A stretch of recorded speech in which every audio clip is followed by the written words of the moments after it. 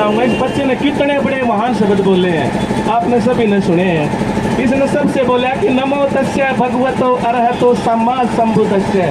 हम उन सभी महापुरुषों को याद करते हैं, नमन करते हैं, जिन मानव कल्याण के लिए पूरा जीवन लगा दिया। वो बोले इस छोटे बच्चे ने। तो क्या हमारा सबका फर्ज नहीं है बस अपने मानव कल्याण के लिए, सबके लिए काम करें? लेकिन ये छोटा बच्चा लगा हुआ, देखो आप। तो बाद में इसने बोला कि बुद्धं शरणं गच्छामि। बुद्ध मतलब अपना ज्ञान, अपना विवेक।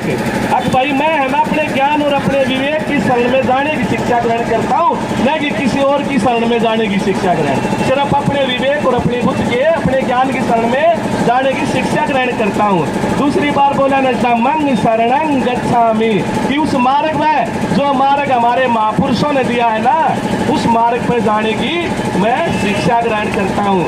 तीसरा बोला है इस छोटे बच्चे ने कि संगं शरणं गच्छामि, कि वो जो हमारे जो संघ है ना, जितना भी महापुरुषों का संघ है, जिसने पूरा जीवन मानव कल्याण के लिए लगा दिया, उस संघ की जो है ना, मैं उस संघ को नतमस्तक होता हूँ। उनकी शिक्षाओं की जो है ना, मैं शरण में जाने की शिक्षा ग्रहण करता हूँ।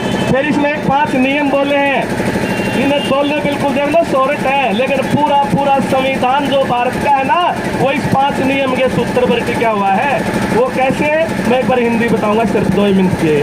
पहला इसने बोला है बेटे ने ना, गुरु ये हमारे भिक्षु हैं, आदरणीय है। तो पहला शब्द बोला इसने, पाणाति पाता वेरमणि शिक्षा पदं समाधियामि, कि मैं ऐसी शिक्षा ग्रहण करता हूँ कि जीवन में कभी किसी प्राणी को नहीं सताऊंगा। और जब कोई किसी प्राणी को नहीं सताएगा तो वो क्या होगा? दयावान। हाँ, तो वो इतना समझदार और सुशील है ये हमारे छोटे बनते भिक्षु, कि ये पूरे समाज में कह रहे कि कभी किसी जीव को नहीं सताना है, किसी अंधविश्वास और पाखंड के बहकावे में आगे किसी जीव को नहीं सताना है, ये कह रहे हैं। दूसरा जो नियम बोला है, अदिन्ना दाना वेरमणि शिखा पदं समाधियामि, कि मैं ऐसी शिक्षा ग्रहण करता हूँ, ऐसा संदेश देता हूँ कि जीवन में किसी की बगैर मांगे कोई वस्तु ग्रहण मत करना। बगैर मांगे कोई वस्तु हम लेते हैं तो वो चोरी है, और चोरी उसको कभी भी दुख में डाल देगी, और प्राणी हिंसा करोगे तभी कभी दुख में डाल देगी। और तीसरा जो नियम है बोला है हमारे छोटे भिक्षु ने, कि कामेषु मिथ्याचारा वेरमणि शिखा पदं समाधियामि, कि हम काम वासना के वशीभूत होकर कभी भी जीवन में अनैतिक काम नहीं करने की शिक्षा ग्रहण करते हैं। हम प्रत्येक बहन बेटी को अपनी बहन बेटी के समान समझेंगे, बड़ी को अपनी माँ और दादी के समान समझेंगे, और छोटी को अपनी बेटियों के समान समझेंगे। हम सबको सम्मान समझेंगे। ये तीसरा जो इन शब्द बोले हैं। चौथा जो इन्होंने बोला है, मुसावाता वेरमणि शिखा पदं समाधियामि, कि हम कभी भी मुख से किसी की चुगली, चाटी, निंदा या कटु वचन नहीं बोलने की शिक्षा ग्रहण करते हैं, तो जीवन में कभी दुख नहीं आएगा। 5वां जो नियम इन्हें बोला है, 5वां जो सूत्र है पंचशील का, उन्हें बोला सुरा मेरिया मज्जे पमादस खाना वीरमणि शिखा पदं समाधियामि, कि मैं ऐसी शिक्षा ग्रहण करता हूँ कि जीवन में कभी भी किसी प्रकार का नशा नहीं करेंगे। नशा जो है ना, जीवन को बर्बाद कर देता है, तबाह कर देता है। तो बुद्ध कहते हैं कि हे मानव, एक तरफ तलवार है और एक तरफ नशा है, तो आप है ना तलवार की तरफ गर्दन कर देना, लेकिन नशे की तरफ मत जाना, क्योंकि तलवार हो सकता है आपकी ही गर्दन काट दे, लेकिन नशा एक ऐसी चीज है कि धीरे धीरे पूरे परिवार की गर्दन, पूरे परिवार को समाप्त कर देता है, पूरे परिवार को खा जाता है। तो हे मनुष्य, जीवन में नशा मत करना।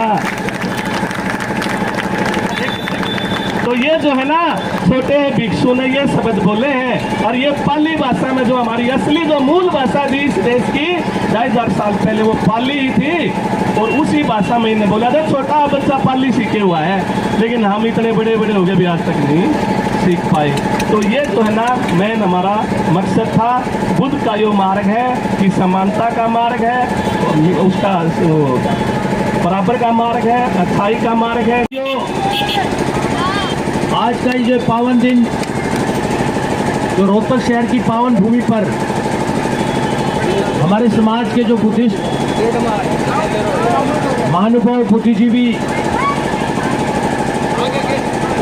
और बहुत शिक्षित व्यक्ति जो हर बात से सुलझे हुए व्यक्ति थे, वो आज यहाँ मेरी माताएं, मेरी बहनें यहाँ वाल्मीकि समाज पर की ओर से वाल्मीकि चौक पर पहुँचने पर 36 बिरादरी के लोगों की तरफ से या वाल्मीकि समाज के महानुभाव की ओर से और 36 बिरादरी के लोगों की तरफ से यहाँ वाल्मीकि चौक पर पहुँचने पर बाबा साहब के अनुयायियों का और बाबा साहब के बुद्धिस्ट हमारे समाज के मौजूद व्यक्तियों को और नौजवान युवा साथियों को यहाँ पहुँचने पर हार्दिक अभिनंदन और हार्दिक स्वागत है।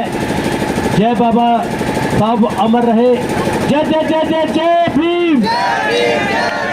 जय जय जय जय जय भीम। बाबा साहब अमर रहे। बाबा साहब अमर रहे। धन्यवाद साथियों। जय भीम, जय भारत। जी सतीश जी, आज एक यात्रा निकली है धम्मचारी का, जो एक डॉक्टर अंबेडकर चौक से लेकर वाल्मीकि चौक तक निकली है और आपके मोहल्ले में आपने एक भव्य स्वागत किया गया इस यात्रा का। तो ये प्रेरणा कहाँ से जगी?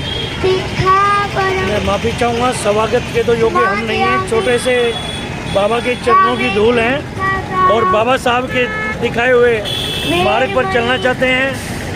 बाबा साहब ने 14 अक्टूबर 1956 को आज के ही दिन 10 लाख लोगों के साथ धम्म दीक्षा ली थी और क्या नाम दीक्षा लेने के बाद दोबारा एक गौतम बुद्ध जी का क्या नाम है एक विचार रखा और दोबारा हम लोग वो फैली जो आज हम अपना सारा जीवन बाबा साहब के दिखाए रास्तों पे और धम्म दीक्षा की तरफ देना चाहते हैं और अपने भी जितने दबे कुचले SABC और सुधराज क्रांति के जितने भी वो हैं हम उनको चाहते हैं कि ज़्यादा से ज़्यादा मतलब बाबा साहब के विचारों पे आएँ और 2024 में एक लक्ष्य को आधारित मान कर एक कहना अपना राज और अपना प्रशासन, अपना सुशासन हम लेकर आएँ। Thank you.